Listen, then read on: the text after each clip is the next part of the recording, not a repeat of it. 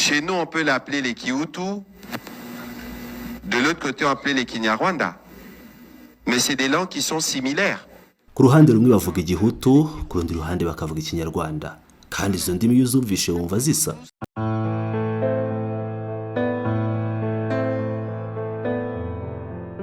Nyuma y'amagambo rutwitsi yavuzwe na Patrick Muyaya adatandukanye n'amagambo yagiye avugwa n'abandi bayobozi bakomeye mu buyobozi bwa Tshisekedi Chilombo, Minisitiri w'Ububanyi n'Amahanga n'Ubutwererane Ambasaderi Olivier Jean-Patrick Nduhungirehe yagaragaje ko ubutegetsi bwa Repubulika ya Demokarasi ya Kongo ufite umugambi wo kwambura ubwenegihugu abanyekongo b'abatutsi bwitwaje ururimi. Umuvugizi wa guverinoma ya Repubulika ya Demokarasi ya Kongo Patrick Muyaya yabwiye abanyekongo baba muri Canada ko mu gihugu cyabo nta rurimi rw'ikinyarwanda ruhavugirwa, ahubwo kurwitwa igihutu. Ibyumvikanisha ko ruvugwa n'abanyekongo b'abahutu.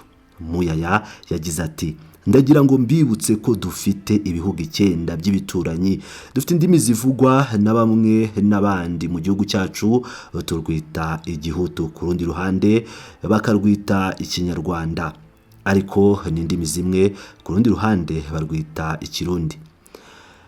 Kuri uyu wa 27 Gashyantare 2026, Minisitiri Olivier Nduhungirehe yatangaje ko ururimi rw'igihutu rutigeze rubaho mu mateka y'akarere u Rwanda na Repubulika ya Demokarasi ya Kongo biherereyemo, kandi ko kuvuga ko ikinyarwanda gikoreshwa mu Rwanda gusa ari ikinyoma cyambaye ubusa. Minisitiri Nduhungirehe yasobanuye ko Muyaya avuga aya magambo yaragamije kumvikanisha ko abahutu aribo bafite inkomoko muri Kongo, mu gihe abanyekongo b'abatutsi bo ari abanyamahanga, kubera ko bahamya ko ururimi bavuga ari ikinyarwanda. Ati: icyo agamije kirasobanutse, kuvuga ko abanyekongo b'abahutu aribo gusa bakomokayo, ko banafite ururimi rwabo rwo muri Kongo rwitwa igihutu, mu gihe abatutsi bavuga ko bavuga ikinyarwanda ari abanyamahanga, ari abanyarwanda kubera ko ururimi rwabo ruba gusa hirya y'umupaka.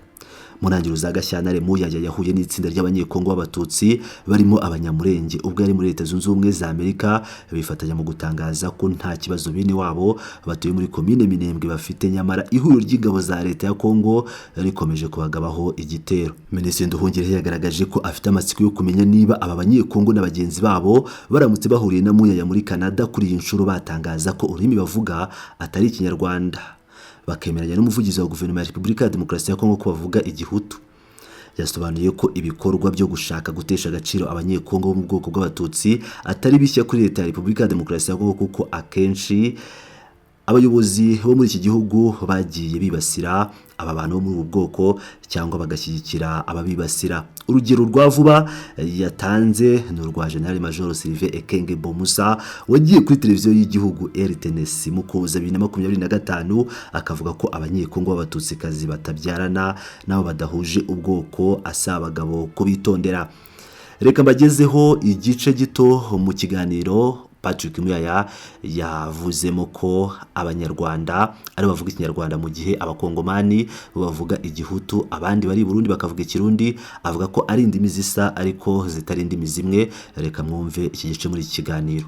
Si nous tous on commence à nous revendiquer, moi je suis tel, on les met en avant, les combats de ma communauté, attention, on risque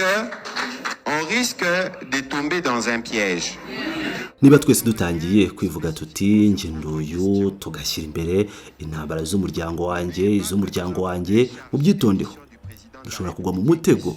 Eka nongere ngaruke by'umwihariko ku kibazo mwabajije, ntimukibagirwe ko dufite ushinzwe ubutumwa bwihariye bwa Perezida wa Repubulika kandi akomoka mu muryango umwe namwe, kandi ibibazo by'ibiri kuba ubu mu misozi miremire ni ibibazo bitureba twese. Ariko kubera ko mwavuze amateka, byari ngombwa kwibutsa buri wese ko abanyamurenge n'abatuye mu misozi miremire batigeze na rimwe baba mu muryango wifatanyije n'u Rwanda, ahubwo kuva mu 1996 ndetse mbere yaho gato abanyarwanda bazanye ibitero bya Red Tabara. Izo ni inyeshyamba zishaka gukuraho ubutegetsi mu Burundi, zirabica kandi zikabica urw'agashinyaguro.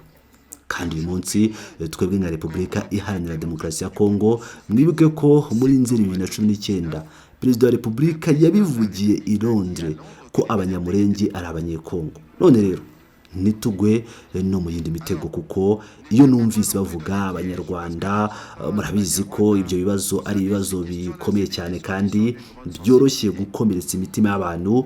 Ndabibutsa ko dufite ibihugu 9 duturanye nabyo, dufite indimi nyinshi zivugwa ku mpande zombi z'imipaka. Iwacu bashobora kurwita igihutu, hakurya bakita urwo rurimi Kinyarwanda, ariko n'indimi zisa cyane. Ku rundi ruhande bashobora kurwita Ikirundi. None rero niyo mpamvu muri iyi ntambara mbagira inama twese dusoma neza amateka yacu aho twavuye, kuko mu by'itegeko nshinga ntekereza ko havuga ko amoko cyangwa imiryango yagize muri Repubulika ya Demokarasi ya Kongo mu myaka y'1960 ifatwa nk'abanyekongo.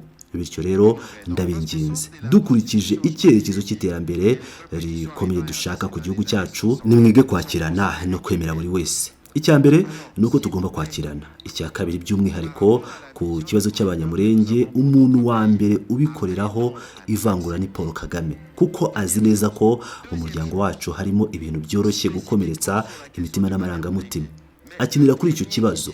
Iyo agikinishije abanyekongo bararakara, bamwe bakavuga bati njye ngiye kurinda abanyamurenge, abandi bati oya tugiye kwica runaka, nuko indi miryango ikabyivangamo bikabyara amacakubiri hagati yacu. Niyo mpamvu Perezida wa Repubulika ari urukuta rurwanya ivangura. Njye navutse ku mubyeyi w'umugore w'umuronde n'umubyeyi w'umugabo w'umunyekongo. Ese ngomba kongera kwibutsa ibyabaye mu myaka ya za 90? Ese byatugiriye akamaro cyangwa ntibyakatugiriye? None se kuki twe muri kinyejana cya 21 turi muri Canada, igihugu cyemera kugira abadepite b'abanyekongo babimukira ndetse babirabura, tugishaka kurebana dukurikije inkomoko zacu no gutekereza ko ari ikibazo kigomba kudutandukanya? Noneho reka ngaruke ku kibazo cya Bwana Mbanza. Umuryango wanyu ni umwe mu miryango yabaye mu bambere bahuye n'ingaruka mbi z'ibikorwa bya Perezida w'u Rwanda. Ubu mu bice byagaragayemo ubwicanyi kandi bukomeje kugaragara cyane cyane n'abahutu bari kwishyura igiciro kinini, kuko mu bushotoranyi bwe butagira ubushishozi FDLR igizwe ahanini n'abahutu bo mu Rwanda kandi barica batavanguye. Ariko uko ibibazo dufite byaba bimeze kose, cyangwa ibibazo by'imibanire hagati y'imiryango itandukanye, si intwaro zigomba kubikemura. Kandi twe dufite Perezida wa Repubulika wamaze kugaragaza mu magambo ye no mu bikorwa bye ko dushaka Kongo aho amoko yose n'imiryango yose bihurira hamwe kugira ngo twubake igihugu. Ubu murabizi nageze muri Canada ejo.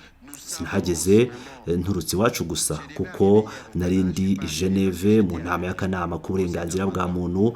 Nyakubahwa umuyobozi w'ikiganiro mumbabarire, ibi ni ibibazo bikomeye cyane. Iyo ntaba mfitiye inama wenda nari kugumayo, kuko twari dufite inama hamwe na Minisitiri w'Ububanyi n'Amahanga, Minisitiri w'Ubutabera, Minisitiri w'Uburenganzira bwa muntu ndetse n'abakomiseri bashya bakuru b'umuryango w'abibumbye bashinzwe impunzi. Kuko tuzi neza ko Perezida w'u Rwanda nawe bafatanyije nawe bari kugerageza kwimura abaturage babajyana ahandi. Dufite amakuru abigaragaza, kuko bazi ko bazagenda bagasiga bateye uburozi bw'amacakubiri, kuko bazi neza ko ibibazo by'ubutaka ari ibibazo byoroshye guteza amakimbirane. Twebwe ku rwego rwa guverinoma twamaze gufata ibyemezo. Ibikorwa byose bikorwa n'abo bantu ntibizemerwa kandi ntibizemerwa nk'ibyemewe n'amategeko. Kandi ntimukibeshye, ndabizeza ko nubwo byafata igihe nimuzigere mutekereza ko ibice by'ubutaka byafashwe bizigira bihinduka iby'u Rwanda. Ntibizigira bibaho, yaba mwebwe, yaba twe, yaba abana bacu. Kandi byongeye, nimusoma amatangazo yose y'ibihugu bigize umuryango mpuzamahanga n'imiryango mpuzamahanga itandukanye, ayo matangazo yose asoza asaba ko hubahirizwa ubusugire bw'ubutaka n'ubwigenge bwa Repubulika Iharanira Demokarasi ya Kongo. Bityo rero ntihakabe ubayobya, bizashira tuzagarura ububasha bwacu ku butaka bwacu kandi amategeko azongera ahaganze n'ibyo. Et de la souveraineté de la RDC. Donc, qu'on ne vous trompe pas, ça va se terminer. Nous allons recouvrer l'autorité sur notre territoire et nous allons y faire régner la loi. Voilà.